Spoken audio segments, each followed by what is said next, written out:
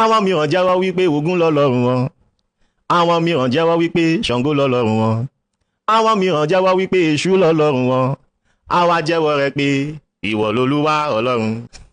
Kí ló kún ẹ? Apart from the fact that you are wrong, no Olóríṣà calls Ògún or Ọ̀ṣun or Ọya, they are Ọlọ́run. But even if they do, kí ló kún ẹ? That song is very unnecessary and it is about time we stopped singing it. Because the song is an insult and if the tables were to turn, we know how you would take it. We need to stop casting aspersions on people's beliefs just because they don't agree with ours. Are there not better ways to worship Jesus? Are there not better songs to sing in our churches? I'm sure it is possible to worship your God without having to insult people of other faiths who are just doing their thing, minding their own business. Christians who sing songs like that about the Orisha in their churches, can they do the same to Muslims? And if we all go to our worship places just to insult ourselves, what would our society become? We all can't share the same beliefs. It's not possible. It will never happen. So let us just cohabit maturely, mutually respecting our differences as long as they cause no harm to anybody. I love these guys' Yoruba videos and I hate to be the person that clips someone else's video and makes a reaction to it. But besides the fact that I don't think, in my opinion, that this song compares the Christian God to other gods or deities, I think this video presents an important learning opportunity that might help us coexist and respect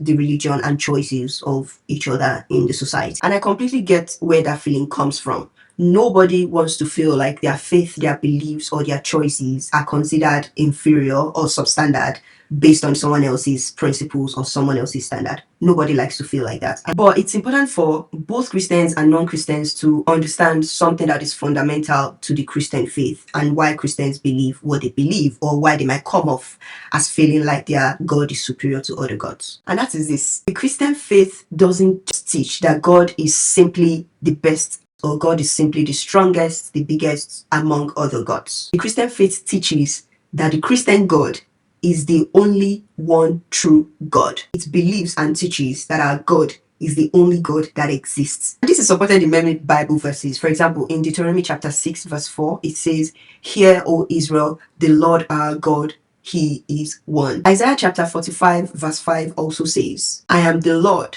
and there is no other God besides me." There are several Bible verses similar to this that supports the fact that the Christian God has claimed to be the only God that exists, not one of the several other gods. And so the Christian believing that their God is the only true God that exists, it's not arrogance. It's just a logical consequence of their faith, reason, and revelation in the God that they choose to serve. It's really not about the Christian feeling superior, even though I admit that in many cases, the Christian may come off as feeling superior when they're talking about their God in comparison to other gods. And throughout history, a lot of Christian writers have stood firmly on principles like this. For example, C.S. Lewis said, "Christianity is a statement which, if false, is of no importance, and if true, is of utmost importance." And so for the Christian, the exclusivity of their God being the one true God is not just a casual belief, it's actually the foundation of everything that they believe. John Scott also wrote that the Christian God believes in exclusive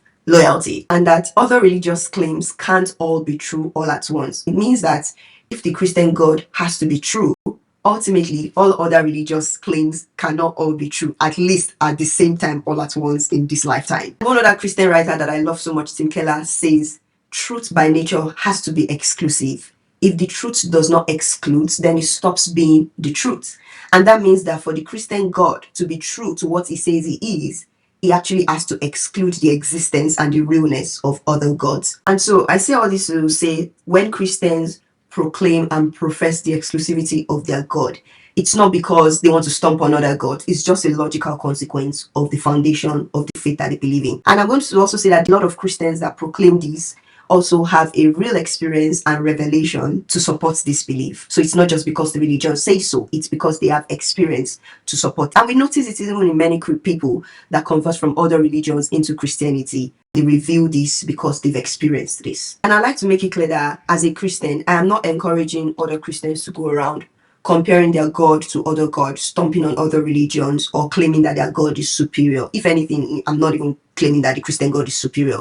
And that is not what the Bible encourages. That is not what Jesus teaches us to do. That is not even necessary in the realm of your everyday life as a Christian. So this is my encouragement to everyone that is watching this. For a Christian, I think it is important for you to understand the foundations of your faith, understand what you believe and why you believe, but also not present your God as a superior God. Be aware of the fact that some of the things that you say and do might come off as you presenting your God as superior. And for the non-Christians, I hope this video encourages you to have a better relationship with Christians and understand that they are not being arrogant when they make some claims about their God. They are only trying to stay faithful to their faith. Now, whether you agree with the Christian point of view about their God being the one and only real God or not, that's a different conversation, and that's a choice that you have to make. But the Christian belief is just fundamentally so. Thank you all for listening. If you engage in the comment section, I encourage us to do so in love, with respect, and with the goal to understand everybody's points of view.